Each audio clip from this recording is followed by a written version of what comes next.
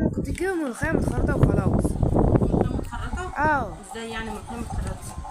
ملوخية مع جاهزة، يعني مش لازم تقعدي تخرطي توجعي في ايديكي كده. انت يا بنتي تضمني الملوخية المتخرطة ديت هما مخرطينها مقرطفينها كده وغاسلينها ومجففينها زي ما انا ما بعمل؟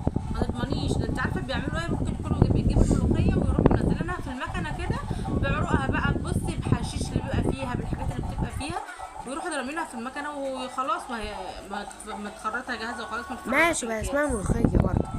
نعم. اسمها ملوخية يعني. ازاي يعني انت تاكلي اي حاجه وخلاص؟ اه. لا طبعا. الملوخيه لازم اي خضار لازم تجيبيه انت من السوق، تنضفيه وتغسليه وتجففيه كده وتنشفيه وتاكليه بقى نفسك مفتوحه تبقي عارفه انت بتعملي ايه. امم مش تاكلي اي اكل وخلاص. ازاي يعني؟